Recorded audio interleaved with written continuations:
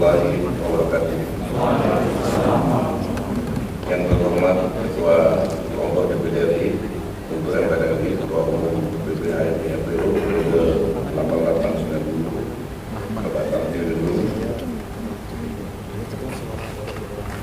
Penasehat KPK RI periode 2005-2013, Ketua Umum PPHMI 1978-1981 Bapak Abdullah Mahua. Ini advokat senior. Ini juga ini saudara saya namanya ketemu nih. Kalau lama ketemu mesti ngoceh aja terus, berontak terus.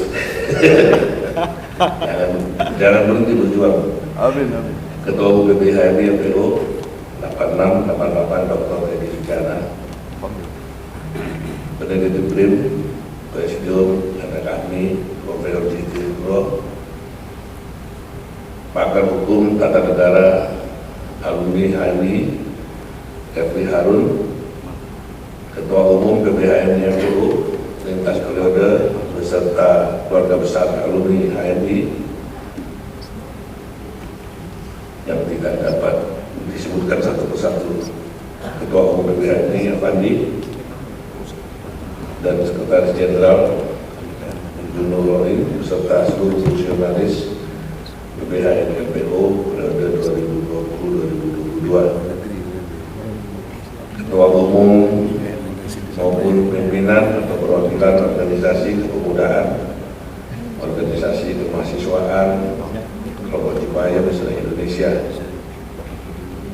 Ketua Umum, Ketua HMI Bantu, Ketua Umum HMI cabang seluruh kader HMI seluruh Indonesia, pokoknya ketua semua ini. Panjang, harus baca ini menurut si Avandi Ismail. Tamu undangan dan hadirin yang dirahmati Allah, mohon maaf yang belum saya sebut namanya. Pertama-tama, marilah kita panjatkan puji syukur kehadiran Allah Subhanahu wa Ta'ala karena atas rahmat dan karunia-Nya kita masih diberi kesempatan untuk bertemu dalam keadaan sehat walafiat. Sholawat serta salam marilah kita haturkan kepada junjungan kita Nabi besar Muhammad SAW beserta keluarga dan sahabatnya. Semoga kita mendapat syafaat beliau di hari hisab nanti. Saya sampaikan terima kasih kepada Panitia Milad HMI yang telah mengundang saya untuk menyampaikan orasi kebangsaan pada hari ini, meminjam pernyataan yang pernah dikatakan Panglima Besar Jenderal Sudirman bahwa HMI adalah organisasi yang bukan hanya dengan sebutan himpunan mahasiswa Islam, tetapi juga organisasi yang seharusnya menjadi harapan masyarakat Indonesia.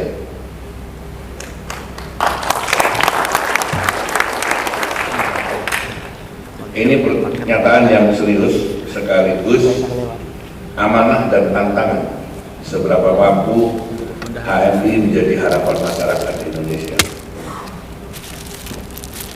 Seberapa konsisten HMI menjalankan pemikiran-pemikiran besar yang menjadi doktrin kaderisasi, dan seberapa serius HMI menjalankan peran-peran strategis HMI untuk Indonesia yang adil, makmur, dan beradab seperti tema Milad hari ini. Karena itu dalam kesempatan ini saya akan menggugah kesadaran kader-kader HMI dan seluruh Bapak Ibu hadirin yang di ruangan ini maupun yang mengikuti melalui Zoom dengan tema kebangsaan yang sangat penting bagi masa depan Indonesia demi Indonesia berdaulat, mandiri, dan berdikari. Bapak, Ibu, dan saudara yang saya hormati, saya ingin mengajak kita semua merasakan suasana kebatinan para pendiri bangsa kita. Seandainya mereka berada di tengah-tengah kita hari ini dan melihat bagaimana wajah Indonesia hari ini. Apakah mereka akan bangga karena cita-cita luhur dan hakiki dari lahirnya bangsa ini, yaitu keadilan sosial bagi seluruh rakyat Indonesia, sudah terwujud? Atau sebaliknya, mereka akan menangis melihat arah perjalanan bangsa ini yang semakin menjadi bangsa yang liberal kapitalistik? Mari kita buka rekaman beberapa percakapan para pendiri bangsa dalam sidang-sidang review PKI dan PPKI.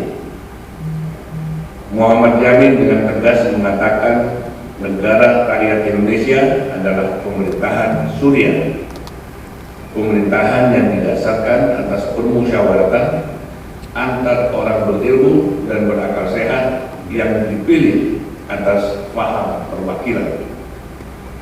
Sementara Ki Bagus Hadikusumo mengatakan bahwa kita harus mempersatukan pendapat-pendapat yang bertentangan sehingga menjadi bulat, dan Mr. Supomo mengatakan cara mengangkat pemimpin negara itu hendaknya janganlah diturut cara pilihan menurut sistem demokrasi barat yang menyamakan manusia satu sama lain seperti angka-angka dan semuanya sama harganya.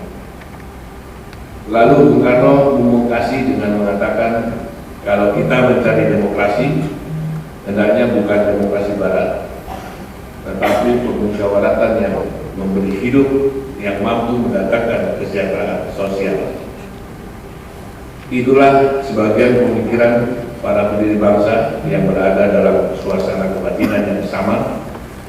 Pemikiran-pemikiran tersebut lahir karena mereka merasakan bagaimana menjadi bangsa yang terjajah, dan mereka juga menyadari bagaimana semangat kemerdekaan itu bangkit sejak lahirnya perserikatan dan perkumpulan-perkumpulan kaum yang berpikir.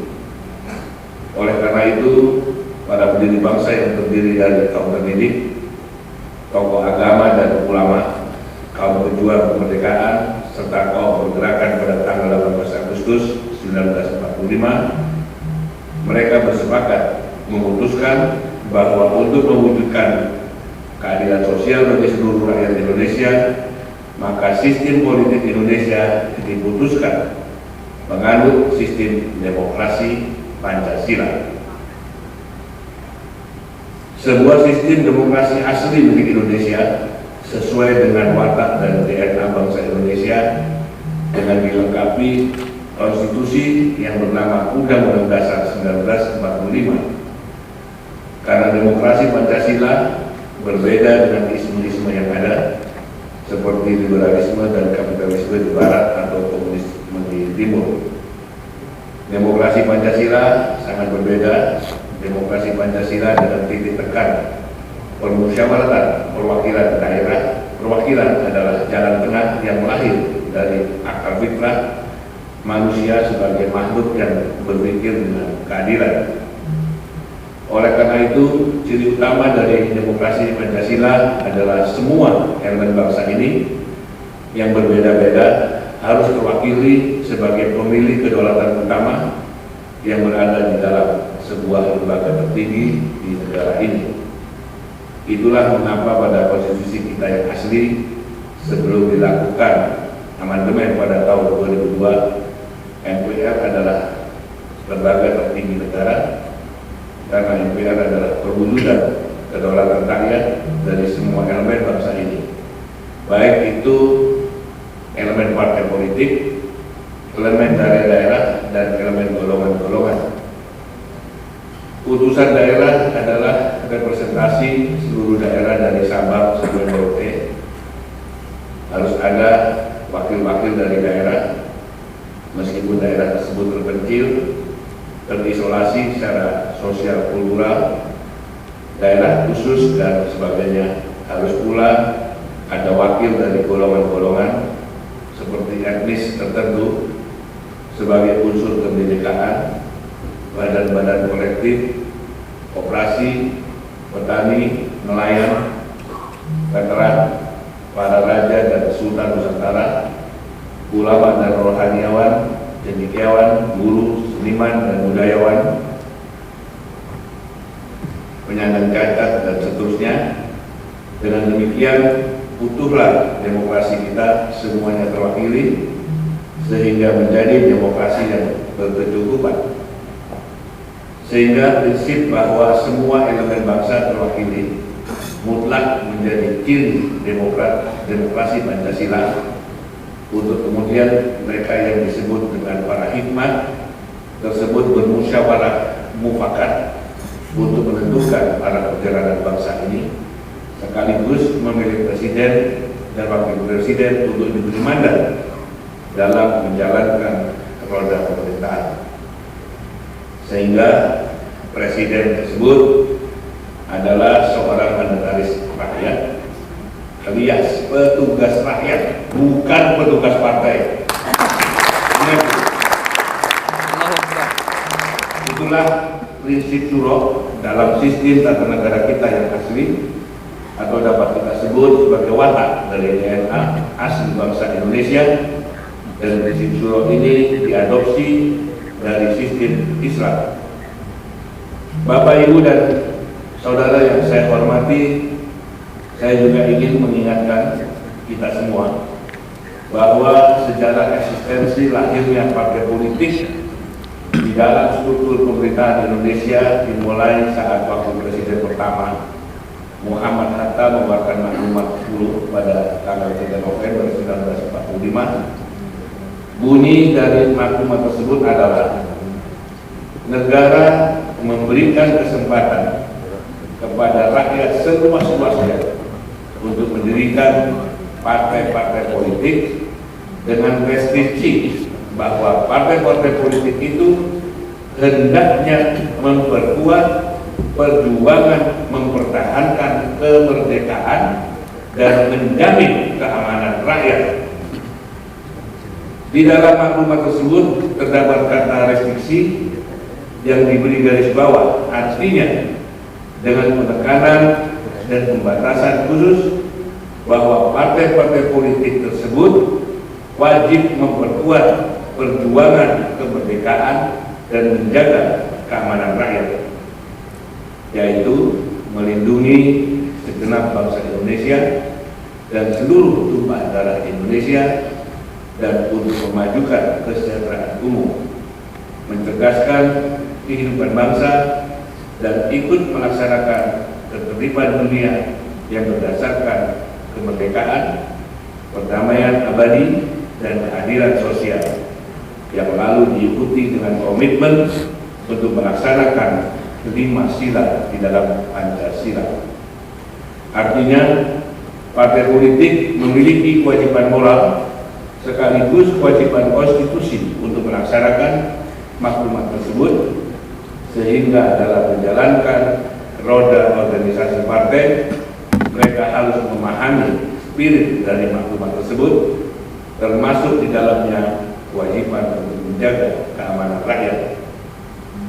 Dan seperti kita tahu, setelah amandemen konstitusi 20 tahun yang lalu, partai politik mendapat kekuasaan yang sangat besar dalam menentukan arah perjalanan bangsa ini, karena partai politik menjadi satu-satunya instrumen untuk mengusung calon presiden dan wakil presiden yang disodorkan kepada rakyat untuk dipilih, sekaligus membentuk undang-undang.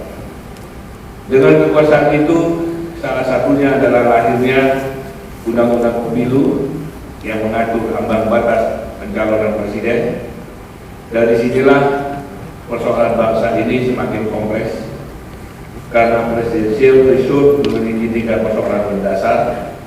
Pertama, presidensial threshold yang terdapat dalam Undang-Undang Pemilu jelas bukan merupakan perintah konstitusi, padahal undang-undang wajib derivatif dari konstitusi.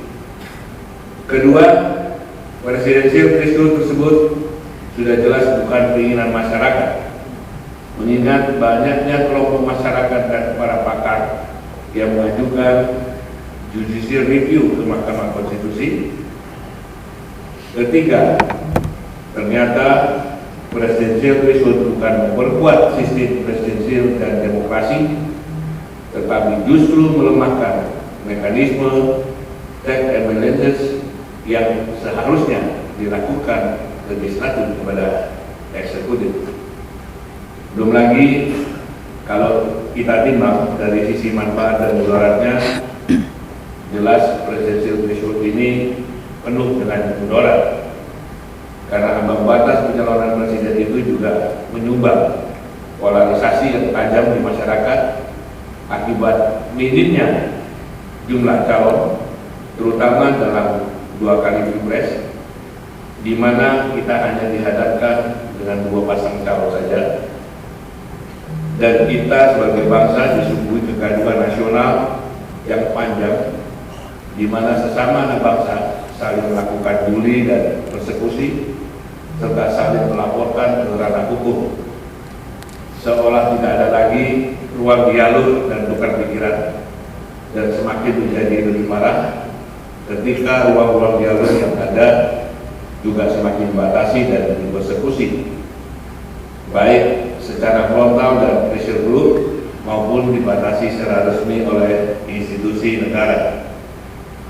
Inilah dari hasil Amandemen 2002 yang telah mengubah lebih dari 90% isi pasal-pasal di Undang-Undang 45 naskah asli, dan telah mengganti sistem tata negara yang dirumuskan para pendiri bangsa yang mengacu kepada demokrasi asli Indonesia, yaitu demokrasi Pancasila, menjadi demokrasi barat dan ekonomi yang kapitalistik.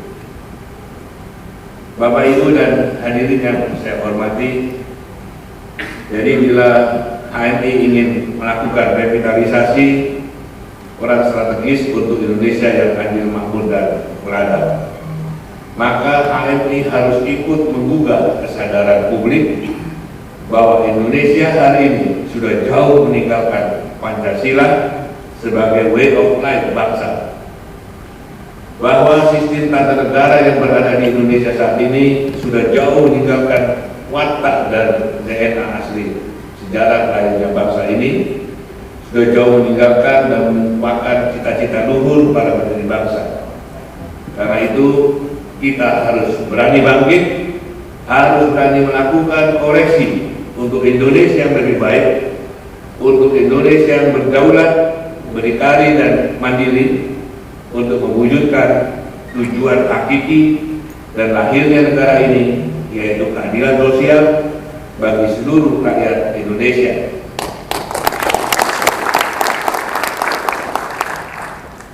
Sekarang boleh saya lemparkan kepada kader-kader HMI di seluruh Indonesia apa yang harus kita lakukan dalam kondisi dan situasi seperti ini. Apakah kita akan memperbaiki konstitusi yang sudah dibongkar total itu melalui amandemen kelima, atau kita harus kembali terlebih dahulu ke konstitusi asli untuk kemudian kita lakukan penyempurnaan, melakukan addendum dengan cara yang benar. Yang pasti kerusakan ini harus disudahi.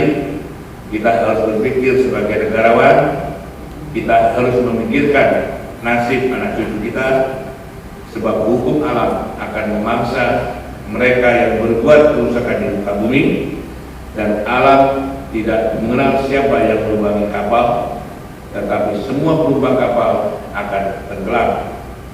Sekali lagi saya harapkan kepada seluruh kader-kader HMI untuk berjuang PT 0%.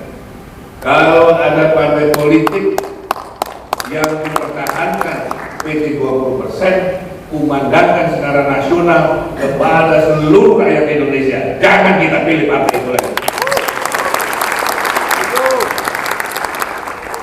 Kiranya itu yang dapat saya sampaikan.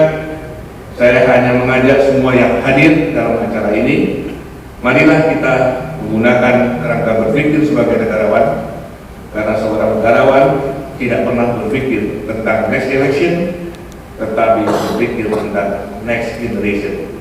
Wabillahi taufiq wal hidayah. Wassalamualaikum warahmatullahi wabarakatuh.